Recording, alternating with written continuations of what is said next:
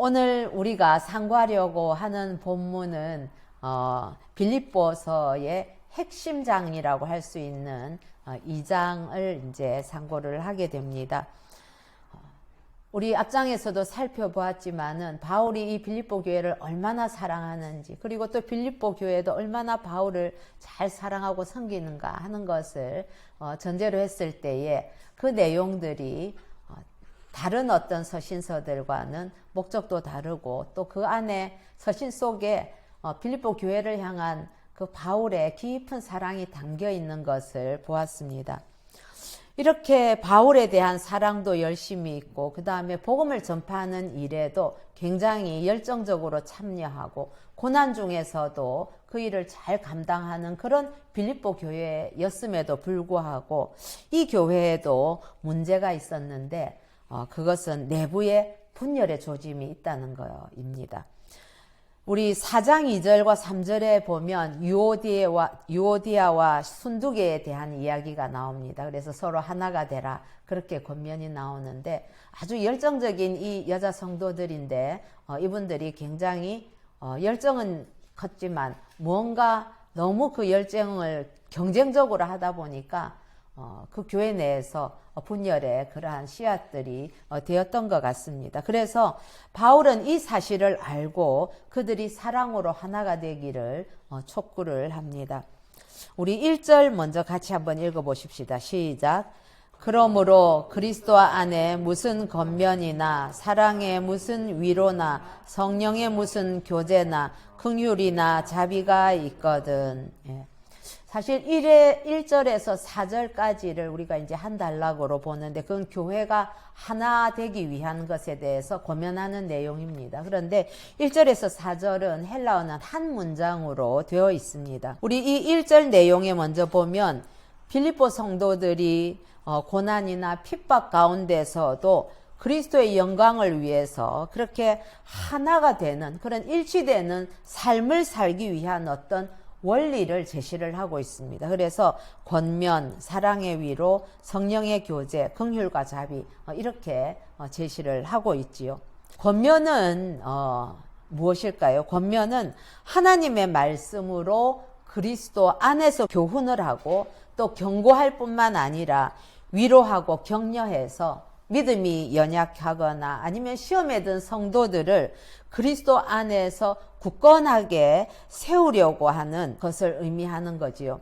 그래서 이 권면은 그리스도와 그 생명의 어떤 연합을 유지하고 있는 성도들이 반드시 실천해야 될 의무입니다. 사실 우리는 권면하는 것에 익숙하지 않습니다. 요즘 특히 현대에 들어서는 더 그렇죠. 그 어떤 의미에서는 교회의 권위가 떨어졌다고도 볼 수 있는 일인데, 권면하는 것을 참 두려워하는 경우들이 많이 있습니다. 그러나 반드시 이 권면은 성도들이 실천해야 될 항목이라는 거죠.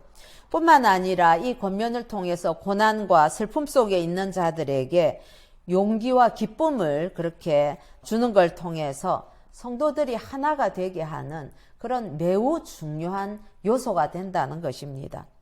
두 번째, 사랑의 위로는 무엇인가 하면 그리스도의 사랑에 기초한 위로라는 것이죠. 그래서 이 위로를 통해서 교회는 예전이나 지금이나 사실은 서로 다양한 사람들이 모여 있는 것이 교회 공동체입니다. 그래서 많은 차이점들을 지닌 자들이지만 그 다양한 요소들이 하나를 이루는 데에 아주 중요한 요소다 하는 것이지요. 그래서 이 사랑의 위로를 통해서 서로 다른 점들을 극복하고, 그리고 분열을 도모하는 그런 사단의 세력을 이기게 하는 것이 바로 사랑의 위로입니다. 여러분, 서로 사랑하는 마음으로 우리가 지체들끼리 위로하고 이렇게 하면 거기에 사단이 끼어들 틈새가 없지요. 그러나 이 사랑이 식어져 버리면 그 사이에 분열을 획책하는 그런 사단의 역사가 일어나는 것을 우리들은 많이 보아왔을 것입니다. 세 번째, 성령의 교제에 대해서 또 이야기를 하고 있습니다. 이 성령의 교제는 그리스도의 몸인 교회의 각 지체들인 성도들이 서로 다른 지체들을 필요로 하고 또 서로에게 유익을 주는, 유익하게 하는 그런 상호 의존적인 삶을 우리가 성령의 교제다, 그렇게 정의할 수가 있겠습니다. 즉 성령의 인도하심에 순종함으로 인해서 성령의 열매를 맺는 공동체적인 어떤 삶을 의미합니다. 이것은 혼자서 되는 것이 아니라 서로가 서로를 세워주고 서로에게 유익을 주고 또 서로에게 그 부족함을 채워가면서 하나가 되는 그런 요소가 되는 것이지요. 그래서 성령의 열매를 나누는, 우리 성령의 그 9가지 아름다운 열매들이 있지 않습니까? 그걸 나누는 삶을 살아야 되는 것이 성도가 마땅히 살아야 될 모습이지요. 성령의 교제는 그래서 성도로 하여금 하나가 되게 하고, 그리고 성도들 개개인의 삶 속에서도 생명력을 제공합니다. 성령의 역사하심이 없이는 우리의 삶은 무미건조하고 메말라버리고 말 것입니다. 그 다음 네 번째로 긍휼이나 자비를 이야기하는데, 긍휼과 자비는 성도들 상호 간에 가져야 될 인격적인 자세다, 그렇게 볼 수 있는 것이죠. 그래서 이것 또한 성도들이 주를 위해서 일치단결할 수 있는, 하나가 될 수 있는 매우 중요한 요소라는 거죠.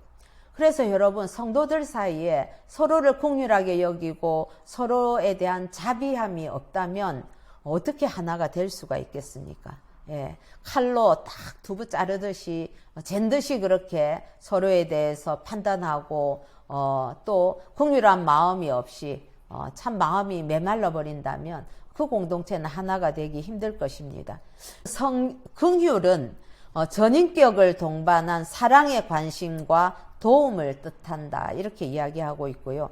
자비는 사랑의 연민 속에서 연약한 자에게 대해서 베푸는 은혜로운 행위 또는 동정을 뜻한다, 그렇게 정의를 하고 있습니다. 그래서 여러분, 긍휼과 자비는 성도들 간에 있어야 할 사랑에 넘치는 호의다, 그렇게 이해를 하면 되겠지요. 이런 것은 성도들로 하여금 서로 긍휼이 있고 자비가 있으면 그 공동체가 얼마나 따뜻할까요? 예, 그리고 감사가 넘치겠지요. 그래서 이 긍휼과 자비가 있을 때에 성도들은 예수 그리스도의 십자가의 은혜를 생각하게 되는 것이죠. 그리고 그리스도를 위해서 하나가 되는 삶이 가능하게 되는 것입니다. 저는 오늘 이 1절의 이 말씀을 보면서 정말 우리 새생명교회가 이러한 것들, 그리스도 안에서의 권명과 사랑의 위로와 성령의 교제와 긍휼과 자비가 넘치는 그러한 공동체가 되기를 간절히 소원합니다. 우리 2절 같이 한번 읽겠습니다. 시작. 마음을 같이하여 같은 사랑을 가지고 뜻을 합하여 한 마음을 품어. 예. 바울은 앞절에서는 이제 교회의 하나 되는 원리를 네 가지로 가르쳤다면 이 2절에서는 그 원리에 기초하는 마음의 태도를 말을 합니다. 맨 처음에 보니까 마음을 같이 하라, 그렇게 이야기를 하고 있죠. 이 마음의 태도가 마음을 같이 하라는 겁니다. 즉 생각과 뜻에서 연합을 하라는 의미가 되는 것이지요. 즉 성도들이 그리스도만 생각하고 그 주님의 뜻에 따라서 행동해야 된다는 걸 의미를 하고 있습니다. 그래서 그 다음에 이어지는 같은 사랑을 가지고 뜻을 합하고 한 마음을 품고, 이것은 다 마음을 같이 하는 것에 대한 구체적인 설명으로 받아들이면 되는 것이지요. 바울은 뿐만 아니라 이러이러하게 한 마음을 품어서 구체적인 행동으로 뭘 해야 되느냐 하면 겸손해야 된다고 이야기를 합니다. 우리 3절 한번 같이 읽겠습니다. 아무 일에든지 다툼이나 허영으로 하지 말고. 예. 바울이 먼저 부정적인 선언의 교훈으로 시작을 하고 있는데, 이 그리스도인의 삶이라는 것은 다툼이나 허영으로 꾸며져서는 안 된다는 것이지요. 다툼은 빌립보 교회 내에 있던 그런 파당의 이익을 위한 서로의 말다툼, 이런 것들을 의미하는 그런 단어인데 이것으로 인해서 여러분 다툼이 있게 되고 서로가 편이 갈라지게 되면은 얼마나 그 사이에 어떤 알력들이 있게 되고 그리고 거기에서 내가 잘했네 하면서 참 자만심이 싹트게 되는 것 아니겠습니까? 이런 다툼은 아무리 그들이 많은 일들을 했다고 하더라도 결국은 다툼이 있을 때에 누구를 기쁘게 하는 것이겠습니까? 이건 바로 사단이 좋아하는 육체적인 일인 것이지요. 그래서 이 육체의 일로 성령의 교제를 단절시킬 뿐만 아니라 또 성도들 개개인의 내적인 생활, 영적인 삶 이런 것들을 무너뜨리는 결과를 가져오게 됩니다. 또 허영은 진리이신 그리스도 중심에서 벗어나서 어떤 인간의 명예를 중요시한다든지 하는 그런 것들로 허세가 있고 그래서 비열하고 좀 천한 세상적인 야망을 의미할 때 이걸 허영이라고 합니다. 그래서 사실은 허영은 그 자체로 우상숭배가 되는 것이지요. 그래서 사랑의 위로를 끊어지게 하는 모든 분쟁의 원인이 바로 이 다툼과 허영에 있게 되는 것입니다. 그러므로 빌립보 성도들이 그리스도의 영광을 위해서 하나 되는 삶을 사는 데 있어서 이 다툼과 허영은 아주 큰 어떤 독소 혹은 해악이 되었다는 것이 분명하지요. 그러면서 바울은 이어서 이야기합니다. 오직부터 한번 읽겠습니다. 시작. 오직 겸손한 마음으로 각각 자기보다 남을 낮게 여기고. 바울은 이 다툼과 허영 대신에 성도들이 적극적으로 가져야 될 그러한 미덕이 무언가 하면 바로 겸손이다. 그렇게 이야기를 하고 있습니다.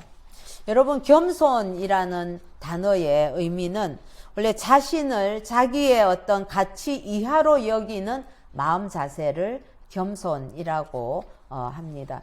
그리고 본래는 이 겸손이라는 단어가 굽실굽실거리면서 복종하는 노예의 모습을 말할 때에 사용하는 단어가 바로 겸손이었다고 해요. 그래서 헬라인들은 이 겸손을 미덕으로 여기지 않았습니다. 왜냐하면 노예들이 하는 좀 비열한 듯한 그러한 모습이기 때문에 겸손을 미덕으로 여기지 않고 헬라인들은 아주 강한 것, 사람들 앞에서 당당함 이런 것들을 미덕으로 여겼지요. 그러나 여러분, 이 겸손은 그리스도께서 자기를 비워서 모든 사람을 섬기는 그 모범을 통해서 이제는 기독교 신앙의 아주 중요한 미덕으로 자리하게 되었습니다. 하여튼 남을 자신보다 낮게 여기는 이 겸손한 마음은 우리 성도들의 하나됨에 있어서 가장 선행되는 꼭 있어야만 되는 조건이라고 할 수가 있습니다. 베드로전서 5장 5절과에 보면 젊은이들에게 장로들에게 다 순종하라 그렇게 하면서 서로 겸손으로 허리를 동이라. 하나님은 교만한 자를 대적하시되 겸손한 자들에게 은혜를 주신다. 그렇게 말씀하고 있지요.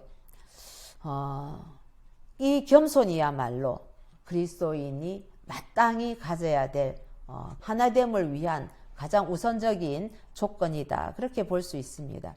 우리 4절 같이 한번 읽어보십시오. 각각 자기 일을 돌볼 뿐더러 또한 각각 다른 사람들의 일을 돌보아. 거기까지 한번 보십시다. 여기 3절에 남을 자기보다 낮게 여기는 겸손의 실질적인 어떤 실천의 모습에 대한 것을 이야기를 하고 있죠. 자기 일을 돌보고 그 다음에 다른 사람들의 일도 돌보라 하는 것입니다. 여기서 돌아보다 하는 이 돌본다는 단어는 스코푼테스라는 단어인데 목표, 목적을 의미하는 그런 단어에서 유래가 되었다고 하지요. 그래서 주의 깊게 남을 관찰하면서 흥미를 가지고 돌봐주는 것을 의미한다고 해요. 그러니까 다른 사람의 일을 돌본다 이런 것은 뭐 건성건성 이렇게 하는 것이 아니라 주의 깊게 관찰하면서 기쁜 마음으로 실제적으로 돌봐주는 이런 것들을 의미를 하는 것이지요. 여러분, 지금 사도 바울은 어떤 상황에서 이 편지를 쓰고 있습니까? 옥에서 쓰고 있지요. 성도들은 바울이 예수로 인해서 옥에 갇힌 그 상황 속에서도 자신이 사랑하는 그 목회의 영역 속에 있는 많은 그 형제들을 주님의 그 열린 마음과 또 겸손으로 그렇게 돌보는 것처럼 성도들도 그런 것들을 본받아서 겸손함으로 서로를 돌보아야 된다는 것입니다. 이 돌봄의 실천이 있어야만 교회가 분쟁이 해소가 되고 또 그 교회가 하나가 되게 되는 것이지요. 여러분, 여기서 우리는 개인적인 동시에 사회적인 어떤 윤리에 관한 바울의 의식을 찾아볼 수 있게 됩니다. 교회 공동체는 그렇습니다.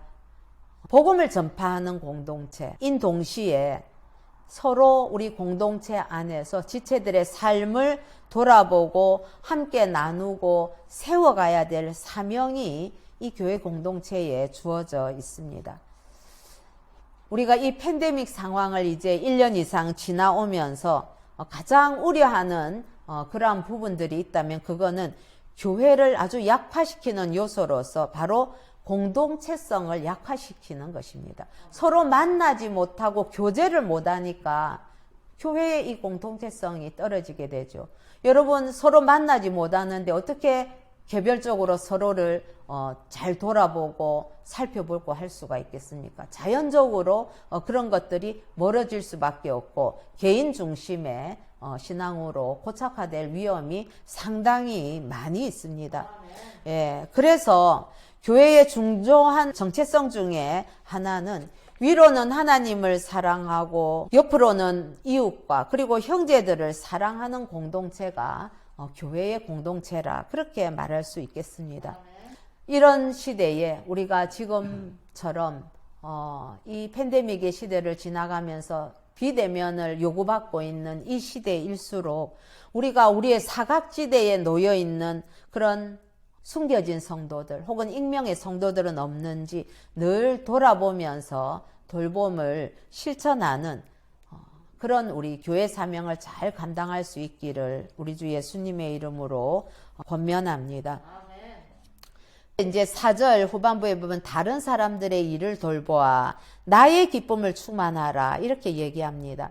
여러분, 바울은 빌립보 성도들에게 너희들이 이러이러하게 해서 나의 기쁨을 충만하게 하라. 빌립보 성도들은 사도 바울의 기쁨과 사랑의 대상이었습니다. 이런 바울의 기쁨에 그 한 가지 흠이 있었다면 바로 빌립보 성도들이 분열이 좀 있다 하는 그러한 것이었지요. 그래서 바울은 빌립보 성도들이 겸손을 실천함으로 하나가 되는 그런 교회의 하나를 이루는 삶을 살아서 자신의 기쁨을 충만하게 해달라고 요청을 하고 있는 것입니다. 물론 빌립보 성도들이 하나로 일치되어서 바울을 기쁘게 하는 것은 누구를 또한 기쁘게 하는 것이겠습니까? 그건 바로 교회의 머리가 되시는 예수 그리스도의 영광을 드러내는 것이기도 하지요. 그래서 바울은 그렇게 성도들에게 자신을 기쁘게 할 수 있도록 겸손으로 하나가 되는 그런 공동체를 이루라고 요청을 하고 있습니다. 사랑하는 성도 여러분, 바울은 교회 일치와 관련해서 겸손한 마음, 이걸 가장 중요하게 여겼습니다. 그 까닭은 자신을 낮추고 남을 높이는 겸손한 마음이 없이는 사실 남을 돌아볼 수가 없지요. 그래서 서로가 한 마음 한 뜻을 겸손이 없이는 이룰 수가 없기 때문에 겸손을 가장 중요한 덕목으로 꼽고 있는 것이지요. 그러면서 바로 이 겸손에 대해서 그 삶을 강조하기 위해서 가장 좋은 방법으로 예수 그리스도의 예를 말을 합니다. 자, 우리 5절에서 8절까지 같이 한번 읽겠습니다. 시작. 너희 안에 이 마음을 품으라. 곧 그리스도 예수의 마음이니 그는 근본 하나님의 본체시나 하나님과 동등됨을 취할 것으로 여기지 아니하시고 오히려 자기를 비워 종의 형체를 가지사 사람들과 같이 되셨고 사람의 모양으로 나타나사 자기를 낮추시고 죽기까지 복종하셨으니 곧 십자가의 죽으심이라. 예. 바울이 이렇게 예수 그리스도를 겸손한 삶을 강조하기 위한 하나의 예로 제시하는 이유는 성도들로 하여금 예수님을 닮아서 예수님의 그 겸손이 성도들이 살아가는 어떤 삶의 원칙, 법칙이 되게 하려는 그런 의도가 있는 것이지요. 그래서 예수님의 그 겸손을 이야기를 합니다. 또 성도들이 그리스도의 겸손에 참여함으로 인해서 참된 영광을 얻는 그 길을 걷게 하려는 것이 바울이 그리스도의 이야기를 하는 목적이라고 할 수 있습니다. 여러분, 예수 그리스도의 마음이라는 것은 어떤 것입니까? 사실 이 짧은 이 구절에 대한 그 신학적인 의미나 이런 것은 너무 깊습니다. 그래서 언제 기회가 될 때에 이 부분만 가지고도 또 말씀을 나눌 수 있기를 바랍니다. 그런데 여기에서 이 예수님의 마음이라는 것은 철저하게 자기 자신을 낮추는 자기 비하라고 하죠. 그렇죠? 철저한 자기 비하를 통해서 죄에서 백성을 구원하신 겸손과 사랑의 마음, 이게 바로 그리스도의 마음이라는 것입니다. 그래서 이런 자기 비하의 겸손이야말로 이건 겸손의 극치인 것이지요. 여러분, 하나님이 인간이 되는 것 이상으로 어떻게 더 낮아지고 더한 겸손이 있을 수가 있겠습니까? 예. 그래서 이 겸손을 정말 성도가 지녀야 될 필수적인 덕목이고 또 성도가 참된 하나됨을 이루는 유일한 방법이 겸손이다라고 이야기를 합니다. 그러면서 우리 6절에서 8절까지에 보면 바울은 그리스도의 그 자기 비하의 단계를 몇 가지로 나타내는데 우리가 본문을 눈에 보면서 보면 첫 번째로는 하나님의 본체시다. 그리고 거기에서 자기를 비우셨죠. 그지요? 7절에 보면 동등됨을 취할 걸로 여기지 않고 오히려 자신을 비우는 단계. 그리고 또 종의 형체를 가지셨습니다. 그 다음으로. 그리고 사람이 되셨죠. 예. 그 다음에 자기를 낮추시고 8절에 보면 자기를 낮추십니다. 사람이 되시고도 또다시 거기에서도 자기를 낮추시죠. 그리고 죽기까지 복종을 하십니다. 그것은 곧바로 십자가에서 죽으심의 그러한 단계들로 표현을 하고 있습니다. 사실상 예수 그리스도는 본질상 하나님이시지요.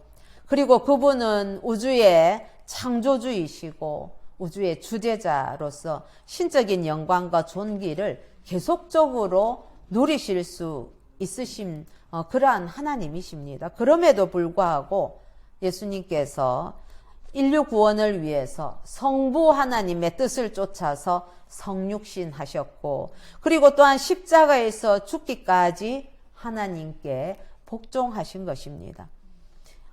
정말 이 주님의 낮아지심, 이 삶을 보면은 이거는 뭐 얼마나 겸손인지 저는 참 주님이 누추한 인간의 몸을 입으셨다는 것만 해도 참 감당할 수 없는 그런 은혜인데 정말 십자가를 지시기까지 우리를 구원하시려고 하신 그것은 얼마나 철저한 전적인 자기 부인의 그러한 모습이 되는 것이죠. 그래서 예수님의 삶은 낮춤이고 복종이고 희생으로 요약이 될 수 있겠습니다. 사랑하는 성도 여러분, 이런 예수님의 겸손을 우리가 마음 깊이 품을 때에 다툼이나 허영은 사라지게 되고 자신보다 남을 중요하게 여기면서 그들을 섬길 수가 있지요.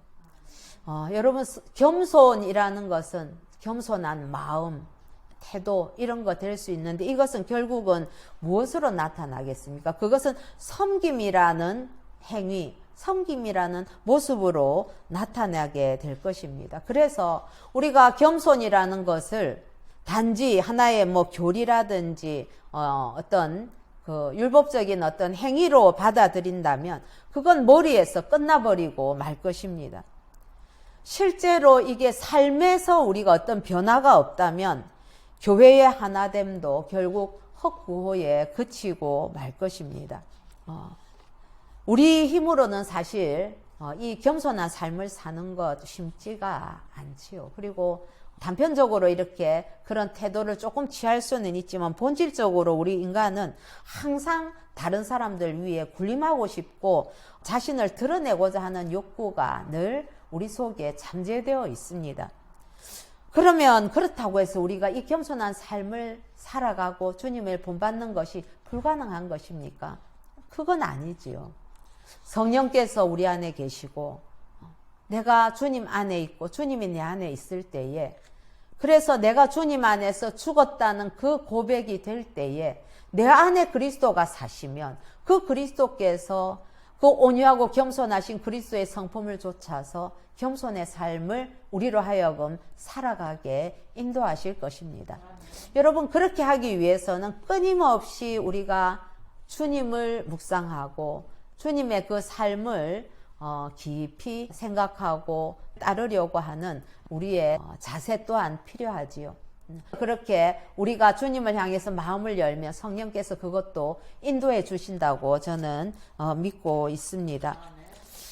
자, 우리 이제 마지막으로 우리 9절에서 11절 같이 한번 읽어보십시다. 시작. 이러므로 하나님이 그를 지극히 높여 모든 이름 위에 뛰어난 이름을 주사 하늘에 있는 자들과 땅에 있는 자들과 땅 아래에 있는 자들로 모든 무릎을 예수의 이름에 꿇게 하시고 모든 입으로 예수 그리스도를 주라 시인하여 하나님 아버지께 영광을 돌리게 하셨느니라. 아멘. 바울은 앞에 이 예수님의 그 자기 비하에 대한 내용을 이러므로라는 말로 시작을 하면서 예수님의 그 겸손함이 어떤 결과를 낳았는지를 보여주고 있습니다. 그래서 우리가 9절에서 11절까지는 우리가 승기라고 그렇게 이야기를 하지요. 죽기까지 자신을 낮추시면서 아버지의 뜻을 따르셨던 그 예수님을 하나님께서 높여주셨습니다. 바울은 여기에서부터 그리스도의 자기 비하의 최고 절정인 십자가의 그 죽음 뒤에 오는 그리스도의 승기, 즉 예수 그리스도의 부활과 승천 그리고 영광에 대해서 말하고 있습니다. 그래서 하늘에 있는 자, 땅에 있는 자, 땅 아래에 있는 자들이 모두 예수의 이름에 무릎을 꿇고 그분을 주로 시인하게 하셨습니다.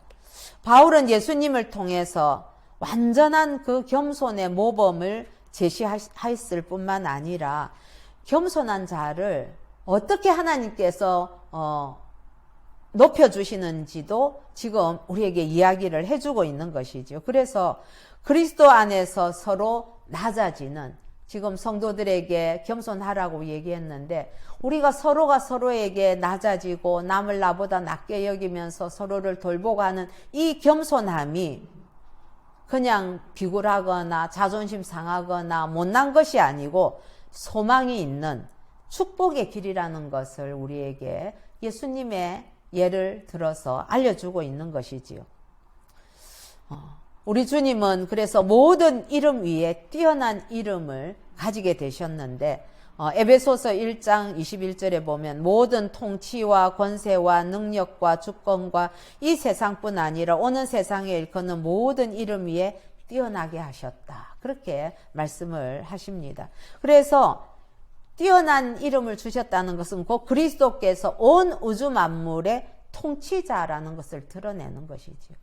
어디까지 내려가셨습니까? 예수님께서 십자가에서 죽기까지 그렇게 복종하셨는데 그분은 다시 온 만물의 통치자로 그렇게 하나님께서 다시 높이신 것이지요. 예. 사랑하는 성도 여러분, 우리가 오늘 이 말씀을 통해서 먼저 예수님께서 자신을 낮추시고 그래서 성육신하시고 십자가에서 죽기까지 복종하심으로 저와 여러분 모든 성도들이 오늘 구원을 얻게 되었다는 사실을 다시 한번 기억하고 감사하는 저와 여러분 되시기를 소원합니다. 두 번째로는 그리스도를 같은 주로 섬기는 성도들이 서로 다투거나 시기하고 분열하는 것은 결코 옳은 일이 아닙니다. 그건 주님의 몸을 갈기갈기 찢는 것과 마찬가지지요. 그래서 성도들은 그리스도 안에서 겸손으로 서로를 섬기면서 그리스도를 머리로 해서 하나로 연합해야만 할 것입니다. 세 번째로는 하나님께서 죽기까지 복종하신 그 그리스도를 승기하게 하셔서 모든 피조물들이 예수님을 주라고 시인하도록 하셨다는 이 놀라운 사실을 우리가 믿고 고백합시다. 뿐만 아니라 완전한 이 겸손을 보이신 예수님을 하나님께서 지극히 높여주신 것을 보면서 하나님은 우리의 겸손을 또한 기뻐하시고 때가 되면 우리를 높여주신다는 것도 믿으시기를 바랍니다. 베드로전서 5장 6절에 보면 그러므로 하나님의 능하신 손 아래에서 겸손하라 때가 되면 너희를 높이시리라 라고 말씀하셨습니다. 그리고 예수님께서도 마태복음 23장 12절에 보면 누구든지 자기를 높이는 자는 낮아지고 누구든지 자기를 낮추는 자는 높아지리라 라고 말씀하셨지요. 아무쪼록 우리 새생명교회가 이렇게 예수 그리스도의 겸손한 마음, 그 예수 그리스도의 마음을 품고 온전히 하나됨으로 하나님께 영광을 돌려드리는 그러한 복된 공동체가 되기를 우리 주 예수님의 이름으로 축복합니다.